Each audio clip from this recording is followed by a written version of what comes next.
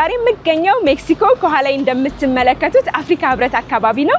እዚህ አካባቢ የንግድ ሱቆችን እንዲሁም የመኖሪያ ቤቶችን ባለቤት መሆን ለምትፈልጉ ተመልካቾቼ የመኖሪያ ቤቶች ላይ የ10% ቅናሽ አድርገዋል። በ4 ሚሊዮን ብር ይሸጥ የነበሩ የንግድ ሱቆችንም በ2.8 ሚሊዮን ብር ሙሉ ክፍያ እየሸጡ ይገኛሉ። ያከፋፈሉ ሂደቱ ምን ይመስላል፣ የካሬ አማራጩ የሚሉትን ወደ እናንተ እያደረስ ቆይታ ማደርገው እኔ ደነኝ።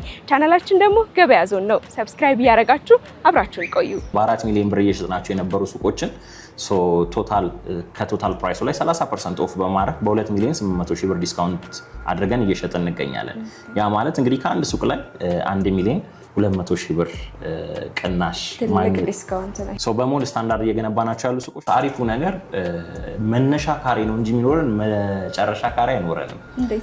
እንዴት ማለት ጥሩ እንግዲህ ወደኛ ኮምፓውንድ አፓርትመንት ስትገቢ ደንበኞች ቤት ሲገዙ እዛው መገበያያ ሱቃቸው ይኖራል። እንደ አስፈላጊነቱ ኦፊሳቸውንም እዛው አድርገው መጠቀም የሚችሉበት ሁኔታ ይኖረናል ማለት ነው። እንግዲህ ምናልባት አባይ ሆምስ አሁን መዳረሻውን ካደረገባቸው ስፍራዎች መካከል አንደኛው አሁን ያለንበት መሀል ሜክሲኮ ከአፍሪካ ህብረት እንግዲህ ፊት ለፊት ላይ ወይም ደግሞ 50 ሜትር በማይሞላ ርቀት ውስጥ እንግዲህ እንገኛለን ማለት ነው። ሰላም እንዴት አለሽ? አለን ይመስገን። እንኳን በደህና ቆየኸኝ። እንግዲህ መሀል ሜክሲኮ አፍሪካ ህብረት ፊት ለፊት የምትገነቡት ቅንጡ አፓርትመንት ላይ የንግድ ሱቆች ላይ በተለይ እስከ 30% የሚደርስ ቅናሽ አድርጋችኋል። በትክክል ያ ማለት እንግዲህ 4 ሚሊዮን ብር እየሸጥን ያለነውን ሱቅ 1.2 ሚሊዮን ብር ዲስካውንት አድርገን በ2.8 ሚሊዮን ብር ዛሬ ላይ እየሸጥን እንገኛለን። በጣም ትልቅ ዲስካውንት ነው። በጣም ቆንጆ ዲስካውንት ነው። ጥሩ ኦፈሮችን ይዘን ቀርበናል። እንግዲህ እዚህ ኮምፓውንድ ውስጥ የመኖሪያ አፓርትመንቶችም አሉ። በትክክል የመኖሪያ አፓርትመንቶችም እንዲሁም የንግድ ሱቆችን ያካተተ እጅግ ዘመናዊ የሆነ ሞል ነው። 12,000 ካሬ ሜትር ላይ ያረፈ ጌትድ የሆነ ኮምፓውንድ ነው እየገነባን ያለ ነው። እንግዲህ ተገንብቶም ጥንቅቅ ብሎ ሲያልቅ ይመስለኛል ይሄን ነው የሚመስለው። በሚገባ እንግዲህ እንደምታዩ ነው 2 ቲዩንስ ቢልዲንጎች አድርገን የንግድ ሱቆችንና መኖሪያ አፓርትመንቶችን ኢንክሉድ አድርገን እየሰራን ያለ አፓርትመንቶች ናቸው። ምናልባት እንደምታዩ በደንብ ቤቶቹ ፓኖራሚክ የሆነ ናቹራል ላይት እና ናቹራል ቬንቲሌሽን አላቸው። ፕላስ የንግድ ሱቆቻችንም ደግሞ በሞል ስታንዳርድ እየገነባናቸው ስላሉ ሁሉም ሱቆች ጋር እንግዲህ በኮሊደር ነው አክሰስ የሚደረጉት ማለት ነው። ያ መሆኑ ደግሞ ያው ሞር ለገዢዎች አድቫንቴጅ አለው። እንግዲህ ቦታው ለኢንቨስትመንትም ሆነ ለመኖሪያ በጣም እጅግ ተመራጭ ነው። መሀል ሜክሲኮ ኤዩ ፊት ለፊት ትክክል። እንግዲህ ብዙም አማራጮች አሉ። ፕላስ ከዚህም ሳይት ውጪ እንግዲህ ሌላ ቦታም አዲስ ሳይት የጀመርነው ሳይት አለ። ሞር ዲቴይልም ስለዚህም ሳይት በተመለከተ እስኪ ቢሮ አረፍ ብለን በደንብ ዲስከስ እናድርግ። መልካም። እንግዲህ ያወጣችሁትም የዲስካውንት ኦፈር ቀልቤን ገዛኝና አልተዋወቅኩም። ራስህንና ድርጅትህን እስቲ በተወሰነ አስተዋውቀን። መልካም። ሚኪያስ እባላለሁ። አባይ ሆምስ ሪል ስቴት ውስጥ ሴልስ ሱፐርቫይዘር ነኝ። አባይ ሆምስ ሪል ስቴት ከሪል ስቴቱን ባሻገር በብዙ ነገር እንታወቃለን። ያው ሪል ስቴቱ ላይ እንዳለን ሁሉ ማለት ነው። በደንብ የምንታወቅባቸው እንግዲህ ምናልባት አሁን ስንገባም እንዳየሹ ምናልባት አባይ ቴክኒክ እንግዲህ ላለፉት ከ30 ዓመት በላይ በዚህ በአውቶሞቲቭ ዘርፍ ብዙ ስራዎችን መስራት የቻለ ድርጅት ነው። በተለይ ፉቶን የሚባለው መኪና ብቸኛ አስመጪ ሆነን ፕላስ እዚሁ አሴምብል እያደረግን ለገበያ የምናቀርብባቸው ሁኔታዎች አሉ ማለት ነው። ስቲል የመንግስትም የግልም ድርጅቶች መኪናቸውን እዚሁ ነው ሰርቪስ የሚያስደርጉት ሜንቴን የምናደርግላቸው ማለት ነው። እንግዲህ በአባይ ቴክኒክ በደንብ እንታወቃለን ማለት ነው። ከዛም ማሻገር ምናልባት ቢኤች የሚባልም እንደዚሁ ደረጃ እንደሆነ ኮንስትራክሽን ካምፓኒ አለን። ይሄ ካምፓኒያችንም እንግዲህ ላለፉት 23 ዓመታት ከ30 በላይ የሚሆኑ ሜጀር ፕሮጀክቶችን መስራት የቻለ ድርጅት ነው። እንግዲህ በእነዚህ ጊዜያቶች ውስጥ ትላልቅ የመንግስትም ፕላስ የግል ተቋማትም ኢቨን ኢፍ ከኛ ሪል ስቴት ውጭ የሌሎች ሪል ስቴቶችንም በተለይ ሾሪንግ እና ፋውንዴሽን ላይ በጣም አንቱታን ያተረፈ ድርጅት ስለሆነ ብዙ ስራዎችን መስራት የቻለ ድርጅት ነው ማለት ነው። ከዛም ባሻገር ደግሞ ምናልባት የራሳችን የሆነ ያው ቢኤች የሚባል ከዚህ በፊት ሰርተን ያስረከብነው መሀል ፍላሚንጎ ላይ ቦሌ ላይ ማለት ነው እጅግ ዘመናዊ የሆነ ዱፕሌክስ የሆኑ አፓርትመንቶችን እንግዲህ ሰርተን ለቤት ባለቤቶች አስረክበናል ማለት ነው። ከዚህ በፊት አፓርትመንቶችን አስረክባችኋል? በሚገባ አዎ። ከዚህ በፊት ፍላሚንጎ ላይ እጅግ በጣም ዘመናዊ የሆነ ኢንዶር ስዊሚንግ ፑል ያለው ስቲም ሳውና ጂም የተካተተለት በጣም ሌክዠሪ የሚባል አፓርትመንት መሀል ቦሌ ፍላሚንጎ ላይ እንግዲህ ከዚህ በፊት ሰርተን ያስረከብነው ቢልዲንጋችን ነው ማለት ነው። መልካም። እንግዲህ አባይ ሆምስ መሀል ሜክሲኮ ላይ ኮምፓውንድ አፓርትመንት ይዞልን ቀርቧል።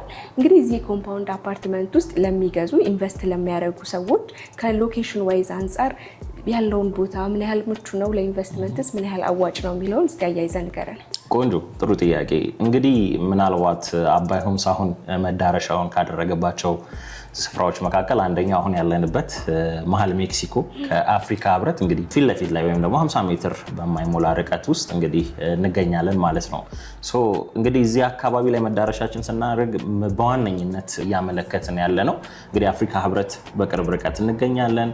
ከዛ ውጭ ደግሞ እንዲህ በጣም በርካታ የሆኑ ዲፕሎማቶች ዙሪያችንን ከበው ይገኛሉ ማለት ነው። ከዛም ውጭ እንግዲህ አንድ ሰው ለመኖር ሲያስፈልግ መኖሪያውን ብቻ አይደለም የሚያስበው፣ የልጆች ትምህርት ቤት አለ፣ የሆነ ሰምቲንግ ሀፕን ቢያደርግ ሆስፒታሎች በምን ያህል ርቀት ውስጥ ይገኛሉ የሚሉት ነገሮች፣ ፕላስ ደግሞ ለከተማው ለቦሌ አየር መንገድም በምን ያህል ርቀት ውስጥ አለ የሚለው ነገር ያው ወሳኝ ነገር ነው ማለት ነው ሎኬሽንን ስናነሳ።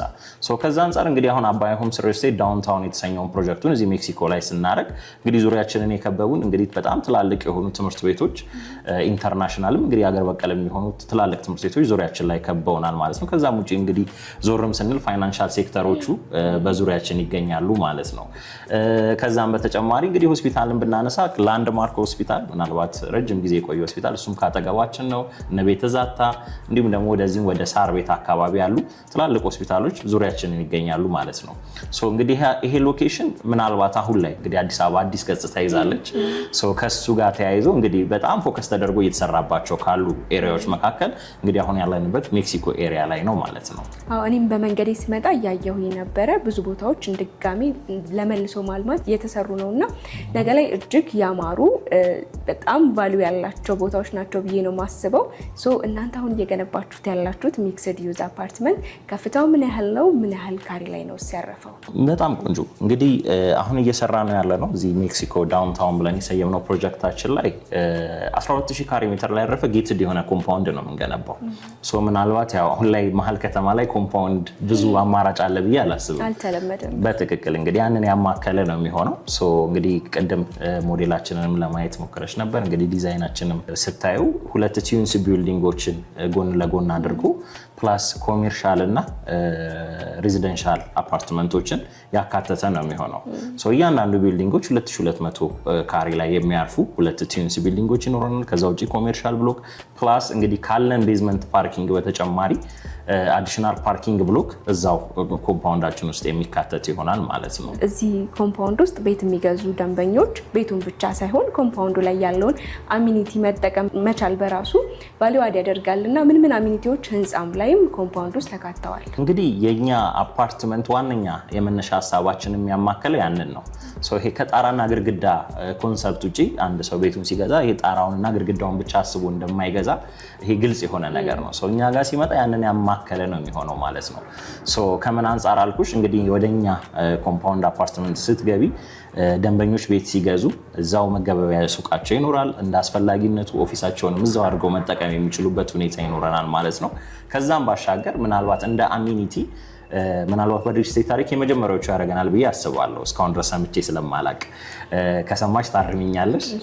የልጆችና የአዋቂዎች የመዋኛ ገንዳ ብለን ለብቻ ከፍለን 2 የመዋኛ ገንዳ ኢንክሉድ ያደርጋል። ኦኬ፣ ለየብቻ ማለት ነው። በትክክል የልጆችም የአዋቂዎችም ለመዋኛ ገንዳ ለብቻ ይኖረናል ማለት ነው። እዛው ላይ ተካቶ አብሮ ረኒንግ ትራክ ይኖረዋል። እዛው ከኮምፓውንዳችን ሳይወጡ ረኒንግ ትራክ እዛው አለ። ጀስት ስፖርታዊ እንቅስቃሴ ማድረግ ቢፈልጉ ማለት ነው አውትዶር ላይ ረኒንግ ትራክ ይኖረናል። ኮመን ሆሎች አሉ። ከአንድም 2 የመሰብሰቢያ ሰፋፊ የመሰብሰቢያ አዳራሾች ይኖራሉ። እነዚህ አዳራሾች እንግዲህ እዚህ ኮምፓውንድ አፓርትመንት ውስጥ የሚኖሩ ነዋሪዎች ምናልባት ሰርግ፣ ለቅሶ፣ ልደት ቢያጋጥማቸው በአንድ ቀን እንኳን 2 ፕሮግራም ማስተናገድ የሚችል ሰፋፊ 2 አዳራሾች ይኖረናል። ከዛም ባሻገር ደግሞ ግሪን ኤሪያዎች ይኖረናል። ባስኬት ኮርት እና ፉትቦል ኮርት ፕሌይግራውንዶችም ኢንክሉድ ያደረገ ይሆናል ማለት ነው። ከዛም ባሻገር ወደ ኢንዶር ስንመጣ አሁን የጠቀስኩልሽ ነገሮች አውትዶር ላይ ያሉ ነገሮች ናቸው። ኢንዶር ላይም ስንመጣ እንግዲህ ጂም ይኖረናል። ጂም እና ይሄ ጂማችን ሙሉ ጂም ስፔስ ብቻ ሳይሆን ሙሉ ማቴሪያሎቹን ያሟላ ጂም ይኖረናል ማለት ነው። ከሱ ጋር ተያይዘው ስቲም ሳውና ኢንክሉድ ያደረገ ነው። ፕላስ እዛው ዴይ ኬርም ይኖረናል ማለት ነው። ያው አንደኛው ሚሹ እሱ ስለሆነ ብዙ ሰው ይቸገርበታል እውነት ለመናገር ቢኮዝ ዛሬ ላይ ያው ልጅ ውጭ ያስቀምጠሽ መውጣት ስራ መስራት አስቸጋሪ ነውና እንግዲህ ከዚህ ኮምፓውንዳቸው ሳይወጡ እዛው የልጆች ዴይ ኬርንም ኢንክሉድ ያደረገ አሚኒቲ ያገኛሉ ማለት ነው። እንግዲህ አሁን የነገርከኝ አሚኒቲ ስለ ቤቶቹ ካሬ ዋጋ የበለጠ እንዳውቅ እያጓጓኝ ነውና እንግዲህ እዚህ ኮምፓውንድ ውስጥ በምን አይነት የካሬ አማራጭ ቤቶችን ለሽያጭ ክፍት አድርጋቸዋል? በጣም ጥሩ። እዚህኛው ኮምፓውንድ አፓርትመንታችን ላይ እንግዲህ ከባለ 1 መኝታ እስከ ባለ 3 መኝታ በአፓርትመንት ደረጃ ይኖረናል ማለት ነው። ምናልባት ባለ 1 መኝታ ብለን ብናነሳ በ78 ካሬ አፓርትመንት ይኖረናል። እንደዚሁም ደግሞ ባለ 2 መኝታ በ125 ካሬ አማራጭ ይኖረናል። ባለ 3 መኝታ 158 ካሬ አማራጮች ይኖሩናል ማለት ነው። መልካም እንግዲህ እንደየቤቶቹ ከፍታ የዋጋ ልዩነት ይኖራል? ጀስት እኛ ጋር ፈርስት ካም ፈርስት ሰርቭ ነው። እውነት ለመናገር ጀስት ሙሉ ለሙሉ ስቶካችንን ፍሪ አድርገን ነው ኦፕን አድርገን የተው ነው። እንግዲህ ደንበኛ መጥቶ የተሻለ ነው ብሎ የሚያስበውን ሎወር ፍሎርም ሊሆን ይችላል አፐር ፍሎርም እንደ ደንበኛው ፍላጎት መምረጥ የሚችልበት ሁኔታ ይኖራል ማለት ነው። መልካም እንግዲህ እስቲ ከባለ 1 መኝታ ጀምረ ዋጋቸውን ንገረን። በጣም ጥሩ እንግዲህ ባለ 1 መኝታ ላይ አሁን ላይ ደንበኞች ከ7 ሚሊዮን ብር ጀምሮ ማግኘት የሚችሉበት ሁኔታ ይኖራል። ቅድመ ክፍያ እንግዲህ እዚህ በቅድመ ክፍያ ደግሞ ካሰቡ እንግዲህ በ770 ሺህ ብር ቅድመ ክፍያ ከፍለው የቤት ባለቤት የሚሆኑበት ሁኔታዎች ይኖራሉ ማለት ነው። ባለ 1 መኝታዎቻችን ላይ እንደዚሁ በተመሳሳይ ባለ 2 መኝታ እንግዲህ በ12 ሚሊዮን 400 ሺህ ብር ጀምሮ ማግኘት ይችላሉ። ዛት ሚንስ ተመሳሳይ እዚህ ላይ 1.2 ወይም ደግሞ 1 ሚሊዮን 200 ሺህ ብር ከፍለው ባለ 2 መኝታ የቤት ባለቤት መሆን የሚችሉበት ሁኔታ ይኖራል። እንዲሁም በተጨማሪ ባለ 3 መኝታ በ158 ካሬ አማራጭ ያለንን በ15 ሚሊዮን 800 ሺህ ብር ወይም ደግሞ በ1.500 ሺህ ብር ቅድመ ክፍያ የቤት ባለቤት መሆን የሚችሉበት ሁኔታ ይኖራል ማለት ነው። በጣም ጥሩ እንግዲህ እስቲ ያከፋፈል ሂደት ውስጥ ምን ይመስላል? በጣም ጥሩ እንግዲህ አከፋፈላችን ላይ ስንመጣ አፓርትመንቶቻችን ላይ እንግዲህ ከ10% ቅድመ ክፍያ ጀምሮ በመክፈል ፕላስ ቀጣዩን 90% ወይም ሪሜኒንግ 90% የሚሆነው ቤዝድ ኦን ኮንስትራክሽን ፕሮግረስ መክፈል የሚችሉበት ሁኔታ ይኖረናል ማለት ነው። ኦልሞስት ወደ 9-10 ዙር ብሬክ ዳውን ከፍለን በ3 ዓመት ጊዜ ውስጥ መክፈል የሚችሉበትን ሁኔታ አመቻችተናል ማለት ነው። በጣም ጥሩ እንግዲህ መግቢያ ላይ ተመልካቾቼ ነግሬያቸዋለሁ። እዚሁ የሚገኙት ንግድ ሱቆች ላይ እስከ 30% የሚደርስ ቅናሽ አድርጋቸዋል። እስቲ ስለነሱ የካሬ አማራጭ ዋጋቸውንም እንዲሁ አያይዘ ንገረን። በጣም ጥሩ እንግዲህ ቆንጆ ጊዜ ላይ ነው አንቺም የመጣሽው በተለይ የንግድ ሱቆቻችንን ተያይዞ አሁን ላይ እንግዲህ ከ16 ካሬ ጀምሮ የንግድ ሱቆቻችንን እየሸጥን እንገኛለን። ቅድም መግቢያ ላይ እንደነገርኩሽ እንግዲህ ሱቆቻችን ሞል ስታንዳርድ ናቸው። ያ ማለት ቅድም እንዳልኩሽ ሁሉም ሱቆችን በኮሪደር ነው አክሰስ የሚደረጉት ማለት ነው። ከዛ ተያይዞ እንግዲህ ፊት ለፊት ላይ ያሉ ሱቆች ብቻ ሰንበዲ መጥቶ ሊገበያይ ፊት ለፊት ያሉትን ሱቆች ብቻ ተጠቅሞ የሚወጣበት ሁኔታ አይኖርም። በኮሪደር አክሰስ ስለሚደረግ ወደ ውስጥ ገብተው አክሰስ የሚያደርጉበት ሁኔታ ይኖራል ማለት ነው። በሞል ስታንዳርድ እየገነባናቸው ያሉ ሱቆች አሪፉ ነገር መነሻ ካሬ ነው እንጂ የሚኖረን መጨረሻ ካሬ አይኖረንም። እንዴት ማለት ጥሩ። ምክንያቱም እኛ ደንበኞቻችን የሱቅ አማራጭ ላይ ሲፈልጉ በፈለጉት የካሬ አማራጭ እንዲያገኙ ነው። መነሻ 16 ካሬ አለን። 50 ካሬ የሚፈልግ 50 ካሬ ይኖረናል። 60 ካሬ፣ 70 ካሬ፣ 100፣ 200 እስከ 300 ካሬ ድረስ የሚፈልግበት ሁኔታ ካለ ጀስት ለዛ አቬሌብል ነን ማለት ነው። ያ ማለት የመነሻ ካሬ ነው እንጂ የሚኖረን መዳረሻ ካሬ እንደ ደንበኛው ፍላጎትና እንደሚያስፈልገው ስፔስ ይወሰናል ማለት ነው። እናንተ ሙሉ ላይ ከትንሽ የንግድ ስራ ጀምሮ እስከ ትልቅ ድረስ ሰው ስራውን መስራት ይችላል ማለት ነው። በሚገባ ያንን ያካተተ ነው የሚሆነው ማለት ነው። እንደ ሰውየው ፍላጎትና ኢንተረስቱ ዲፔንድ ያደርጋል ማለት ነው። የካሬ አማራጮችን በፈለጉት የካሬ አማራጭ ማግኘት የሚችሉበት ሁኔታ ይኖራል ማለት ነው። መልካም እንግዲህ እስቲ ከ16 ካሬዋን ጀምርና ዋጋው ምን ያህል ነው? በጣም ጥሩ እንግዲህ ከ16 ካሬ ስንመጣ ያው የንግድ ሱቆቻችን ላይ በፍሎር የተወሰነ የዋጋ ልዩነት ይኖረናል። ሱቆቻችን ላይ ስንመጣ ማለት ነው። ምናልባት አሁን ላይ በ4 ሚሊዮን ብር እየሸጥ ቅድም መግቢያ ላይ ብዬሻለሁ በ4 ሚሊዮን ብር እየሸጥናቸው የነበሩ ሱቆችን ከቶታል ፕራይሱ ላይ 30% ኦፍ በማድረግ በ2 ሚሊዮን 800 ሺህ ብር ዲስካውንት አድርገን እየሸጥን እንገኛለን። ያ ማለት እንግዲህ ከአንድ ሱቅ ላይ 1 ሚሊዮን 200 ሺህ ብር ቅናሽ በሚገባ ያንን ማግኘት ይችላል ማለት ነው። እንደየ ሱቆቹ በዛ አይነት ዋጋ ይኖረናል። አይን ብለው ደግሞ በአድቫንስ ፔመንት መክፈል የሚችሉበት ሁኔታዎች አሉ። ያ ማለት እንግዲህ ከ460 ሺህ ብር ጀምሮ የንግድ ሱቆችን ማግኘት ይችላሉ። 460 ሺህ ብር ከፍለው ዘረስት ሪሜኒንግ ቀሪውን ቀስ እያሉ በ2 ዓመት ጊዜ የሚከፍሉበትን የፔመንት ስኬጁል ያዘጋጀንበት ሁኔታ አለ ማለት ነው። በጣም ጥሩ እንግዲህ እነዚህ የንግድ ሱቆችም ሆኑ የመኖሪያ አፓርትመንቶች ጥንቅቅ ብለው አልቀው ደንበኛው በምን ያህል ጊዜ ይረከባል? በጣም ጥሩ። አፓርትመንቶቻችንን እንግዲህ እዚህ ዳውንታውን ያለው ፕሮጀክታችን ላይ አፓርትመንቶቻችንን በ3 ዓመት ጊዜ ውስጥ ሙሉ ለሙሉ ገንብተን ለቤት ባለቤቶች የምናስረክብበትን ውል ነው የያዝነው ማለት ነው። እንደዚሁ በተመሳሳይ ደግሞ ወደ ንግድ ሱቆቻችንም ስንመጣ በ2 ዓመት ጊዜ ቀድመው የሚረከቡበት ይኖራል ማለት ነው። ከአፓርትመንቱ በ2 ዓመት ጊዜ ሙሉ ለሙሉ የንግድ ሱቃቸው መረከብ ይችላሉ ማለት ነው። የንግድ ሱቁ ቀደም ይላል ማለት ነው። በትክክል ያው ከስር ስለሚሆኑ ቀድመው ማግኘት የሚችሉበት ፖሲቢሊቲ አለ ማለት ነው። ያ ስለሆነ በ2 ዓመት ጊዜ ውስጥ የንግድ ሱቅ ባለቤት መሆን ይችላሉ ማለት ነው። በጣም ጥሩ። እንግዲህ ቦታው ሜክሲኮ አፍሪካ ህብረት ፊት ለፊት ነው። ምንም ጥያቄ የለውም። ፕራይም ሎኬሽን ነው። ከኢንቨስትመንት አንጻር እንዲሁም ደግሞ አሁን ላይ እነዚህን ቤቶች ሆኑም ሱቆችን ገዝተው ማከራየት ለሚፈልጉ ሰዎች ምን ያህል አዋጭ ነው? እውነት ለመናገር እንግዲህ አሁን እንዳልሽው ነው። ይሄ ፕራይም ሎኬሽን ብለን የምናስበው ነው። ፕላስ አሁን እኛ ያለንበት ታይም በዲስካውንትም ፕላስ ጥሩ ኦፈሮችን ኢንክሉድ አድርገን ነው ይዘን የመጣ ነው። ምናልባት ይህ ነገር እስከ መቼ ይቀጥላል ብትይኝ እኔም እርግጠኛ አይደለሁም። ቢኮዝ በእርግጠኝነት ፕራይስ ቼንጆች በቅርብ ጊዜ ውስጥ ይኖሩናል። ዋጋ የሚጨምርበት ፖሲቢሊቲዎች አሉን። አሁን እንደዚህ እየሸጥንበትም ያለንበት ምክንያት ዋነኛው ነገር ምንድነው? ጀስት ማርኬት ፔኔትሬሽን ላይ ነን ብለን እናስባለን። ኦፍኮርስ አፓርትመንቶቻችንን በደንብ ሽጠናል፣ ሱቆቻችንን በደንብ ተሽጠዋል። አሁን የቀሩን በአፓርትመንትም ደረጃ በሱቅም ደረጃ ጥቂት ቤቶች እና ጥቂት የንግድ ሱቆች ናቸው። እንግዲህ እነዚህ አፓርትመንትና የንግድ ሱቆች ላይ ኢንቨስት ማድረግ አዋጭነቱ የሚያጠራጥር አይደለም። ከብዙ ነገር አንጻር ቅድም ካነሳናቸው ፖይንቶች፣ ከሎኬሽኑ አንጻር እንግዲህ ዲፕሎማት ኤሪያ ነው። ትላልቅ ፎሬነሮች እዚህ አካባቢ እንቅስቃሴ ያላቸው። ከዛ አንጻር አፓርትመንቶቻችን የሚመጣ ዙሪያችንን ያሉ አልቀው አሁን ላይ አገልግሎት እየሰጡ ያሉ አፓርትመንቶች ስቲል በዶላር መከራየት የሚችሉበት እና ደግሞ እየተከራዩ ያለበት ሁኔታ ነው። በተመሳሳይ መልኩ የንግድ ሱቆችም እዚህ አካባቢ ላይ እጥረት አለ። ምናልባት አካባቢውን ስትገቢ ማይተሹ ከሆነ ብዙ ስፔር ፓርቶች አሉ። የኤሌክትሪክ አገልግሎት የሚሰጡ ጀስት ማለት የኤሌክትሪክ እቃዎችን የሚሸጡ እዚህ አካባቢ የተለመደ ነው። ከድሮ ጀምሮ በስፔር ፓርት ይህ አካባቢ በጣም የታወቀ ነው። ለዛ አገልግሎቶች የሚሆን ለግንባታ ስራዎች ከዛ አንጻር ስቲል የንግድ ሱቆች በቂ ነው ወይም ደግሞ ዲማንድና ሰፕላይ ተመጣጥኗል ብለን አናስብም።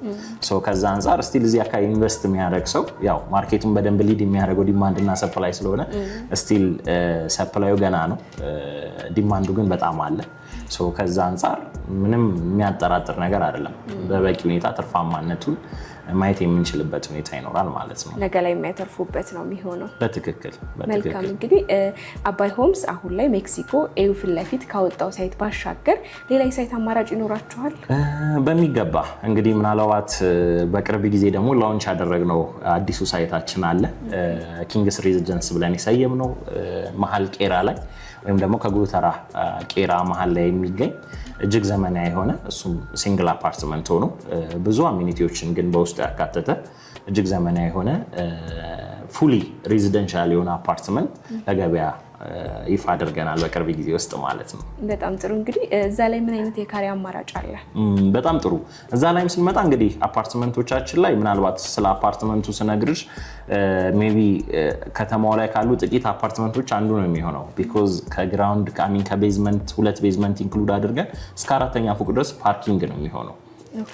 ሬዚደንሻሎቻችን የሚጀምሩት እንዳጠቃላይ ከ5ኛ ፎቅ ጀምሮ እስከ 22ኛ ፎቅ ድረስ ፉሊ ሬዚደንሻል ይሆናል ማለት ነው።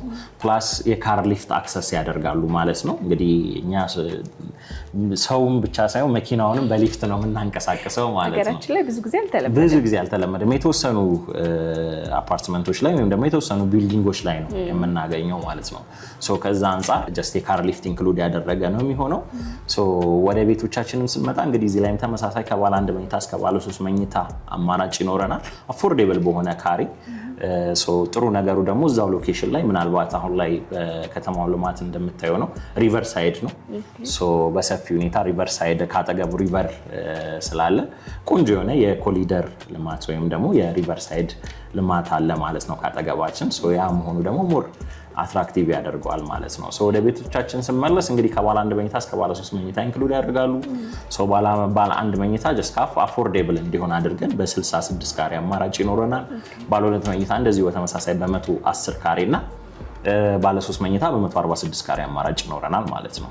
ኦኬ እንግዲህ የነሱስ የዋጋ ሁኔታቸው እንዴት ነው?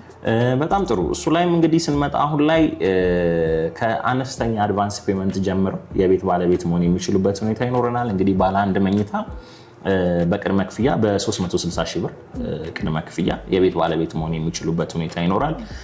አይም ብለው በአንዴ 100% መክፈል ለሚችሉ ደንበኞቻችን እዛ ላይም ቆንጆ ዲስካውንት አድርገን ማግኘት የሚችሉበት ሁኔታ ይኖራል። ተመሳሳይ ባለ ሁለት መኝታ እንደዚሁ በ600 ሺህ ብር ቅድመ ክፍያ ማግኘት የሚችሉበት ሁኔታ ይኖራል ማለት ነው።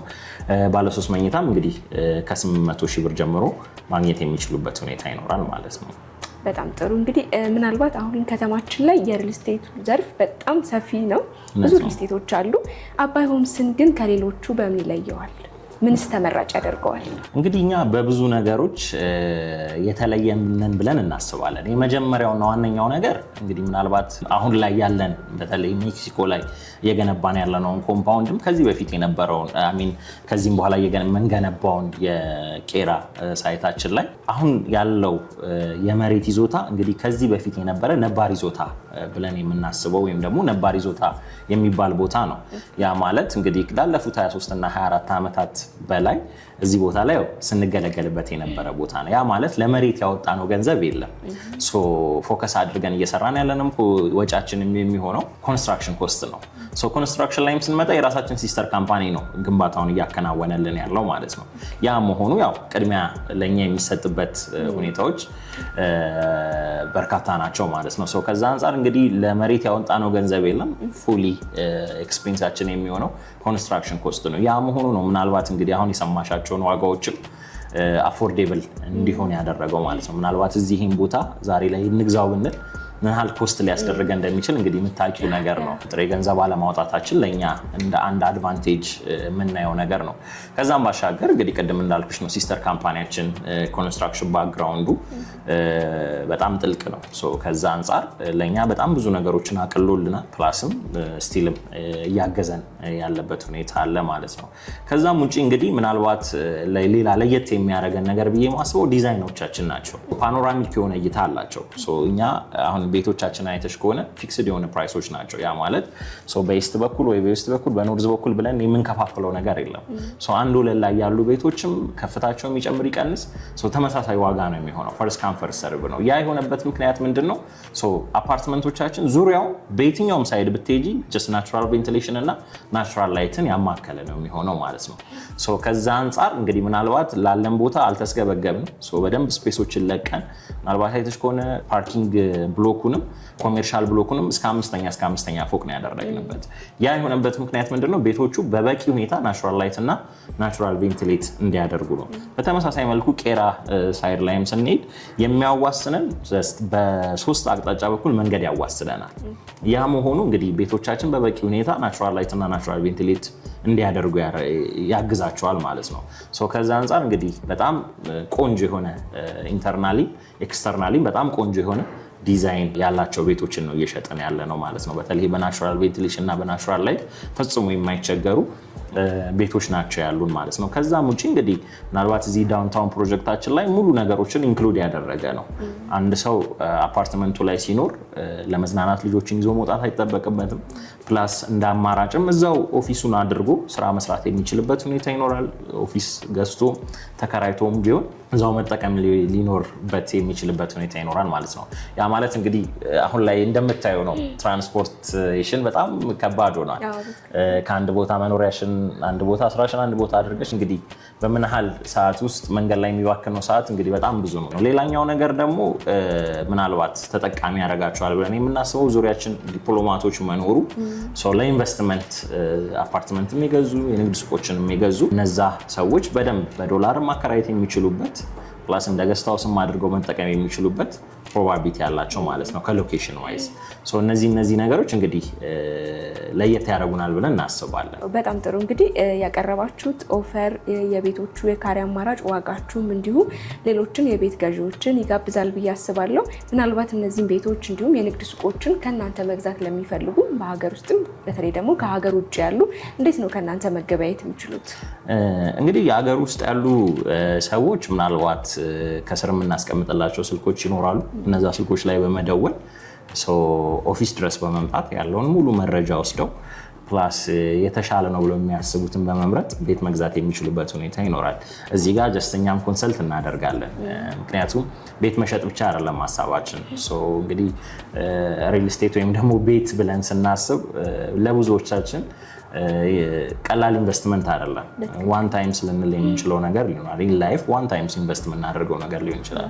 ከዛ አንጻር በደንብ አማክረን የተሻለውን ነገር ኮንሰልት አድርገን የተሻለውን ነገር እንዲያገኙ የምንረዳበት ሁኔታ ይኖራል ማለት ነው።